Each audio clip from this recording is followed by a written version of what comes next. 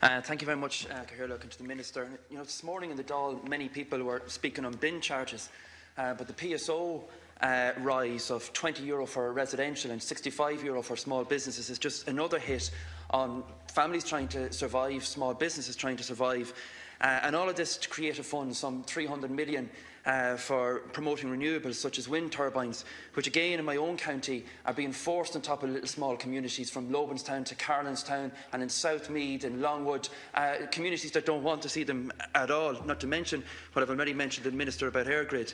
And, you know, the average price for electricity, Chairman, in this country is the third highest in the EU. Average spending on electricity bills of €1,900 per annum.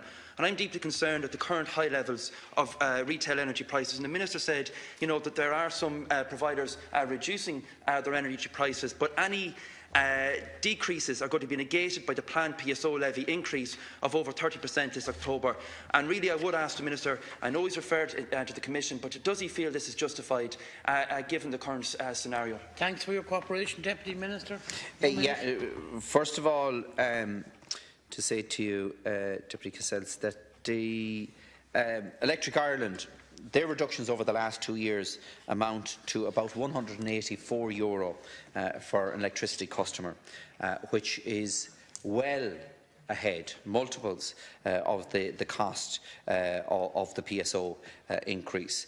SSE Electricity have announced discounts as well recently, and they're saying for a typical annual bill of €1,200, the 5% discount alone on electricity prices, there's a potential 8% if they move to direct debit and e-billing, but just on the electricity price alone would save them €60. The amount of the PSO is just under €20. So it's been more than made up in relation to that. But it's also important to point out that the PSO makes up a very, very small percentage of the overall bill in relation to it. And it's there for a purpose. It's there to support not just wind but biomass, and there's a significant biomass project about to hopefully come on stream in your own constituency, which will be supported through this funding. There are other renewable energy projects.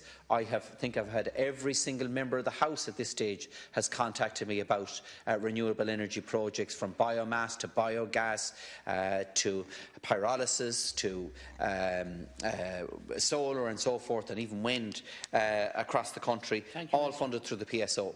And of course, as the Cathaoirleach would also know, it also supports 2 peat-fired power stations in the Midlands, in both Lanesborough and Shannon Bridge, and that is there specifically to deal with energy security. So it is a complex calculation that is used for it, but it is there for a specific purpose, and the cost of renewables in this country is far less than it is anywhere else in Europe. The time is almost up, but do you want to come back for 30 seconds?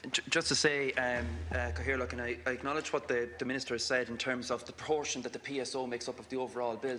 The fact still remains that it is going up at a time when people can probably least afford it, and also in terms of the fact that, you know, wholesale prices have been decreasing by some 30%, but the retail equivalent was only 5%, so people are not seeing that in their bills.